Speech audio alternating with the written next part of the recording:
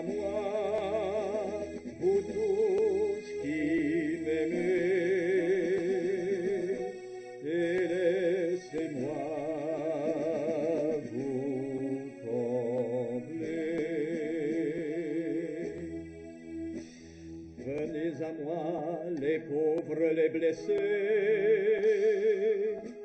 venez à moi, petits et malheureux. Venez à moi, vous tous qui peinez, vous tous qui ployez sous le fardeau. Venez à moi, vous tous qui m'aimez, et laissez-moi vous combler. Venez à moi, vous tous qui m'aimez, et laissez-moi vous combler.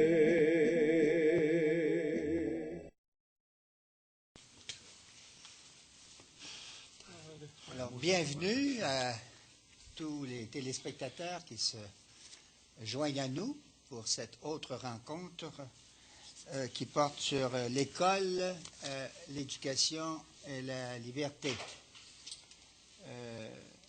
Je voudrais remercier les personnes qui, par leur soutien, et entre autres soutien financier, ont permis la réalisation de ces émissions.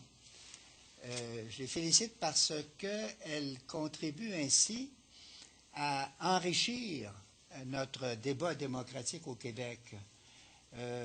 On entend beaucoup de choses et parfois on entend à peu près souvent les mêmes choses sur des problèmes comme la liberté religieuse à l'école, l'enseignement religieux, etc. Mais il y a d'autres sons de cloche qui pourraient se faire entendre, mais ces sons de cloche-là ne trouvent pas leur place facilement dans certains médias. Alors, ici, c'est donc une chance qui nous est donnée de pouvoir comme ça échanger sur ces problèmes de l'heure qui touchent particulièrement les droits des parents, la liberté religieuse, l'avenir de l'école. Je souhaite la bienvenue aussi aux gens qui, dans cet auditoire, se sont joints à nous et je les invite à prendre la parole, à me faire signe, à prendre la parole au moment qui conviendra, si elles veulent ajouter un commentaire ou formuler une question. La rencontre d'aujourd'hui a comme titre général « Potion magique ou cheval de Troie ».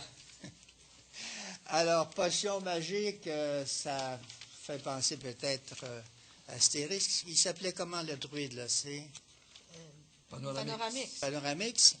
Bon, alors qu'il y avait la solution à tous les problèmes avec la force qu'il donnait à ceux qui prenaient la potion. Cheval de Troie, ça, c'est moins joyeux, moins positif. Ça rappelle une vieille histoire. Ça serait passé 1000 ans avant Jésus-Christ, lorsque les Grecs ont fait le siège de Troie. Et les Grecs traînaient dans le champ depuis des mois, des années. Et tout à coup, ils ont pensé un petit truc. Parce que pour prendre Troie, c'est qu'ils ont fait semblant de s'en aller et ils avaient construit un gros cheval, laissant un cadeau aux gens de Troie et ils se sont éloignés. Alors les Troyens ont pensé que c'était un beau cadeau, ils ont fait entrer ce cheval à l'intérieur de la forteresse.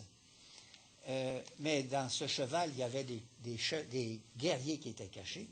Et pendant la nuit, ils sont sortis, et puis ils ont commencé l'attaque de la ville par l'intérieur, et finalement, ça s'est fini par un massacre général. Alors, cheval de Troie ou potion magique? La question, nous la posons au sujet du nouveau cours qui s'appelle cours d'éthique et de culture religieuse. Est-ce que nous sommes devant un cheval de Troie ou sommes-nous devant une potion magique ou autre chose qui tient ni de l'un ni de l'autre? Alors, c'est ce que nous allons débattre après-midi. Nous le faisons donc avec nos participants, réguliers. Je pense, il y a ici d'abord, je vais commencer de ce côté-là, Guy Durand, donc théologien, juriste spécialisé en éthique, professeur émérite, l'Université de Montréal. D'autres titres, M. Durand? Père de 2 enfants. Père de 2 enfants. C'est important au moment où on valorise la famille que les gens disent qu'ils ont réussi dans ce domaine-là. Vous avez Mme Jocelyne Saint-Cyr, grand-mère. Une fois, mais espérant que ça puisse encore arriver, on ne sait jamais. Hein? Journaliste retraité. Émile Robuchot, pédagogue, historien, directeur général de l'Institut Marie-Guyard et directeur, il faudra ajouter, oui, puis autrefois directeur émérite de l'école Louis Riel. C'est bien ça? On disait que c'était l'école privée du secteur public. École privée du secteur public, c'est ça? Ah, c'est assez original, ça. Hein? Et grand-père de 3 enfants. Et grand-père de 3 enfants.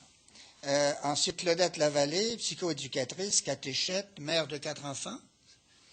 Et Garé Caldoil, sociologue, fut membre de la commission sur les États généraux, qui a un peu, j'irais, imprimé un virage dans le monde de l'éducation au Québec, mais membre dissident du mémoire, parce que Garé trouvait que le mémoire prenait des directions un peu imprévues, un peu insolites, et il a présenté un mémoire dissident. Alors, cela étant dit... Pour connaître nos mauvais coups, je dois souligner le fait que j'ai été membre du Conseil supérieur de l'éducation. Membre du Conseil supérieur de l'éducation? C'est la coulpe, là. Non, mais ce n'est pas nécessairement un délit. Hein? Et ça peut se pardonner. On pourrait peut-être appeler ça une erreur de jeunesse, quelque chose du genre. Merci, mais j'essaie de me racheter. Alors, revenons à ce nouveau cours, éthique et culture religieuse. Qu'est-ce qu'il y a dedans? C'est un cours qui marque la fin de certains privilèges, dit-on. D'autre part, c'est un cours qui constitue, selon certains, une invention merveilleuse visant à développer l'esprit de tolérance et à favoriser le vivre ensemble. Comment le voyons-nous ici? Il y a des gens qui l'ont étudié, d'ailleurs, de façon encore beaucoup plus profonde que moi, et j'aimerais qu'on nous en donne une certaine image, et les autres pourront ajouter cette image ou apporter enfin des ajustements, des correctifs. Alors, je vais demander à Mme Saint-Cyr de nous dire un peu comment elle voit ce cours.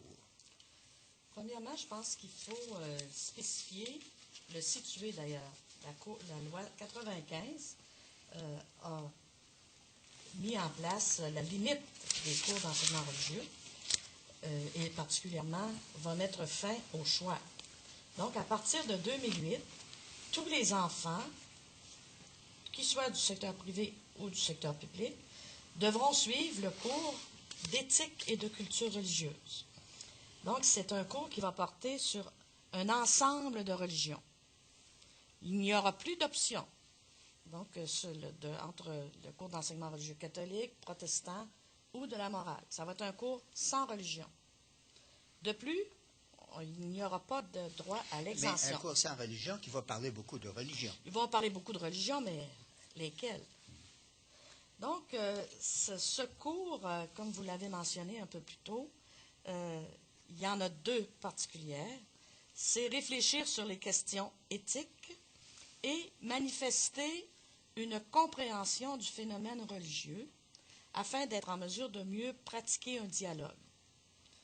Donc, le programme, dans sa version finale, finalement, comme je le disais, traite d'un ensemble de religions, le judaïsme, l'islam, l'hindouisme, le bouddhisme, le christianisme, mais aussi de l'animisme. Il faudra que vous nous disiez qu'est-ce que c'est.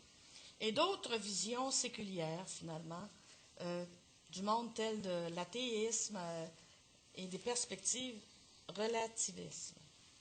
Donc, les éléments de connaissance des religions, ils sont nombreux. Et finalement, il y a les rites,